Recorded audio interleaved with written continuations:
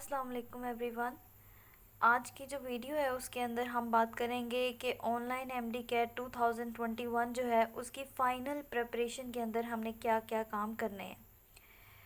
चलें, आपको पता है कि 30th ऑफ अगस्त से लेके 30th सितंबर तक ये ऑनलाइन एमडी कैट एग्ज़ाम रहेंगे बच्चों के।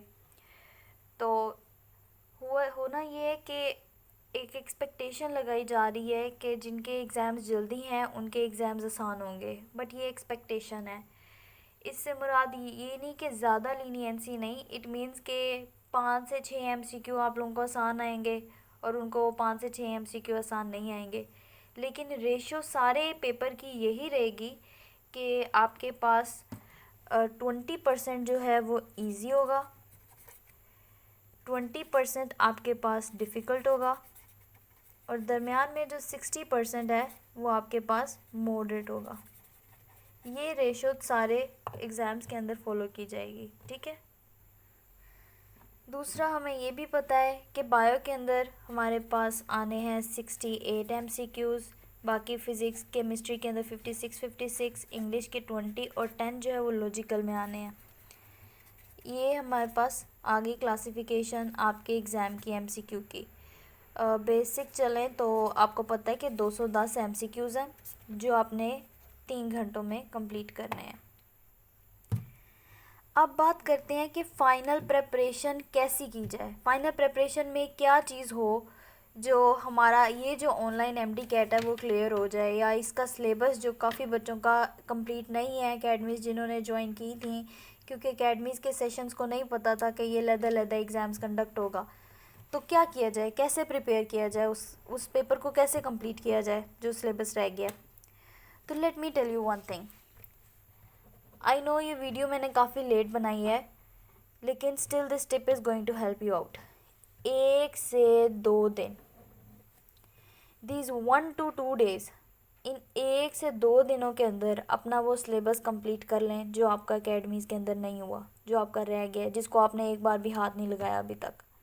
इन 1 से 2 दिनों के अंदर अंदर, ये 2 दिन 3 दिन ना हो, ठीक है, क्योंकि इतना ही टाइम रह गया हुआ है। ये मैं उन बच्चों की बात कर रही हूँ जिनका ये 5 सितंबर तक का टेस्ट है, जिनका 30th अगस्त को टेस्ट है, 31st को है, ठीक है, 1st 2nd को टेस्ट है, ये उनकी बात हो रही है। इन दिनों के अंदर आप लोगों ने जितने भी इम्पोर्टेंट टॉपिक्स हैं ना, इम्पोर्टेंट चैप्टर के इम्पोर्टेंट टॉपिक्स, उनको याद करना है, और जो थ्योरेटिकल टॉपिक्स हैं उनको आपने सिर्फ रीड देनी है, क्योंकि आपने सारा एफएससी में पढ़ा हुआ है, सिर्फ आपने रिवाइज़ करना है। अब इन 1-2 दिनों के बाद आपकी, मैं कह सकती हूँ कि पूरी प्रिपरेशन जो है वो कंप्लीट हो गई है। अब आपके पास सिर्फ रिवीजन का टाइम है। रिवीजन में आप करेंगे कैसे?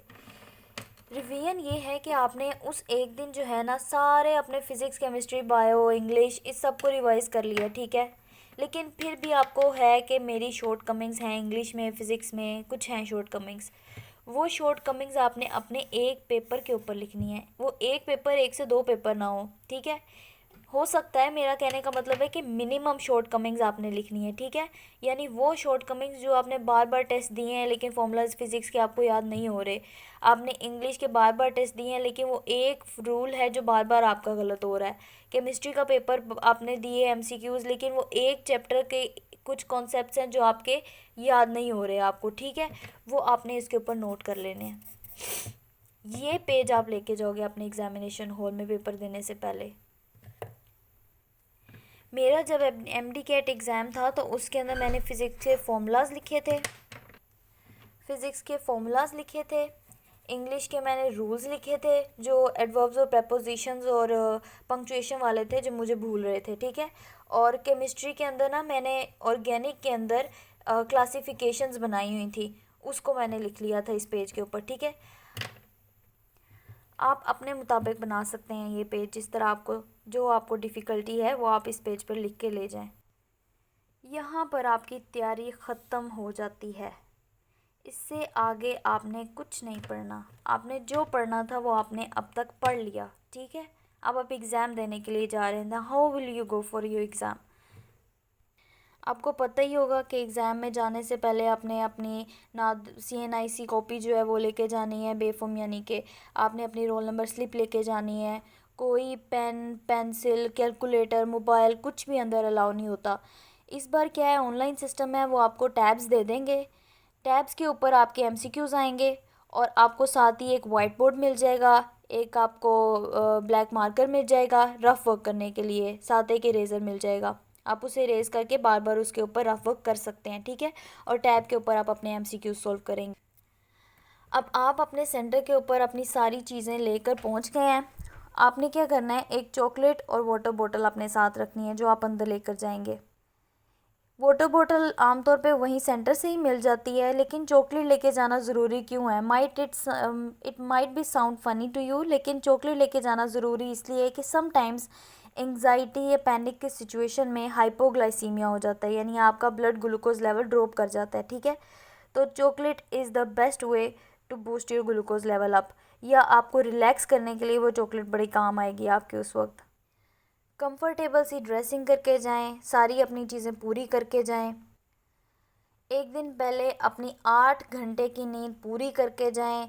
जो जो पूरे महीनों में कुछ नहीं ना हुआ, वो 1-2 घंटे के अंदर भी कुछ नहीं होना, ठीक है। तो अपनी नींद पूरी करना ज़रूरी बहुत है, ताकि आप कॉन्शियसली अपना पेपर कर सकें। और इसके साथ एक और टिप मैं दूंगी कि एक 2 नफल नमाज हाजत के अपनी ईशा की नमाज के बाद पढ़ के जाएं और अल्लाह मियाँ से दुआ ज़रूर करें। और सुबह नाश्ते का मैं ये कहूँगी कि नाश्ता करते वक्त आपने कोशिश करनी है कि पेट भर के ना खाएं।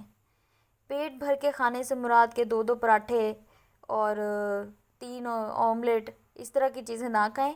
थोड़ा सा मॉडरेट सा नाश्ता करें। ज़्यादा पेट भर के खा लेंगे तो फिर आपको नींद आएगी, आपका माइंड जो है वो ज़्यादा एक्टिवली काम नहीं करेगा।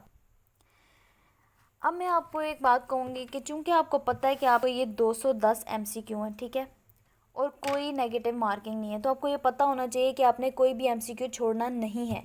कोई भी एमसीक्यू छोड़ना नहीं है। 210 के 210 करके आने हैं, तुक्का लगे तो लगाना है, ठीक है। पिछली वीडियोस के अंदर मैंने आपको बताया कि इंग्लिश के पेपर को हम कैसे तुक्का लगा सकते हैं उसमें, ठीक है, वो आप देख सकते हैं। और मैं ये कहना चाहूँगी कि इस टाइम तक आप लोगों को पता होना चाहिए कि आपने अपने इन पोर्शंस को कितना टाइम देना है और एंड पे कितना टाइम बचाना है अपने उन एमसीक्यूज़ के लिए जो आपने छोड़े हैं पेपर में, ठीक है। ये टाइम मैनेजमेंट अब तक आपको आ जानी चाहिए। अगर किसी को नहीं आई तो भी कोई मसला नहीं, ठीक है, लेकिन इट्स बेटर कि आपको ये आ जानी चाहिए थी। चलें, अब बात करते हैं कि आपकी सारी तैयारी हो गई। आप ये पेज जो मैंने आपको कहा था आप ले गए, आप सुबह सुबह उठे, फ्रेश उठे, आपने नाश्ता किया, आपने चाय पी, आप अपने सेंटर पे गए, आपने इस पेज को रिवाइज़ किया, आपने इस पेज को फोल्ड किया, डस्टबिन में फेंके, and now you are confident. Speak to yourself कि मैंने सब कुछ पढ़ लिया हुआ है, जितना पढ़ा जा सकता था मैंने सब कुछ पढ़ लिया हुआ है, अब मुझे सब कुछ आता है, ठीक है। The worst thing that you can do to yourself before going to an exam is losing confidence. Believe you me, confidence बहुत बड़े बड़ी चीज़ों को ना आसान कर देता है आपके लिए, बहुत बड़ी बड़ी चीज़ों के लिए। आप जब कॉन्फिडेंस लूज़ करते हो ना, तो आपका माइंड जो है वो नॉर्मल फंक्शनिंग करना भी रुक जाता है। सीधा सीधा एमसीक्यू आप गलत कर रहे होते हैं, मुश्किल तो दूर की बात है। तो इसलिए आपने एग्जामिनेशन सेंटर में जाने से पहले फुल कॉन्फिडेंस रहना है, फुल कॉन्फिडेंट रहना है, ठीक है, बहुत ज़रूरी है आपके लिए। और मैं एक और बात कहना चाहूँगी उन बच्चों के लिए जिन्होंने एकेडमीज़ रखी हैं, एकेडमीज़ के एग्ज़ाम दिए हैं और उनके मार्क्स इतने अच्छे नहीं आए। जब मैं अभी MBBS 4th ईयर में हूँ, ठीक है, मैंने जब अपनी एकेडमी रखी थी ना MD कैट के अंदर, तो 100 नंबर का जो पेपर था उसमें मेरे 50 से ऊपर एक नंबर नहीं आता था, एक नंबर नहीं आता था। 48, 47, 32, बहुत हद तो 52, बहुत हद, इससे ज़्यादा मेरे मार्क्स नहीं आते थे। तो इससे मेरा कॉन्फिडेंस इतना लूज़ हुआ, इतना लूज़ हुआ, मुझे होता था कि ये MCQ पता नहीं कौन सी दुनिया से ही आ गए हैं, लेकिन ऐसी कोई बात नहीं होती। आपकी अकेडमीज़ ख़ास तौर पे मैंने जिससे पढ़ा, I will not name it, लेकिन वो अकेडमीज़ बहुत ही हायर लेवल के MCQs बनाती हैं, क्योंकि उनके पास PhD टीचर होते हैं जो अपने सब्जेक्ट के अंदर मास्टर लेवल डिग्री में होते हैं। तो वो जब MCQs बनाते हैं ना, तो वो ठीक ठाक कॉम्प्लिकेटेड बनाते हैं, लेकिन इतने कॉम्प्लिकेटेड MD कैट के अंदर नहीं आते, ठीक है। पेपर बहुत ही कैलकुलेटेड होता है, उन्हें पता होता है कि बच्चों ने इस 3 घंटे के अंदर 210 MCQ करने हैं, और उन्हें ये भी पता होता है कि उन्होंने ये रेशो मेंटेन करनी है पेपर बनाते हुए।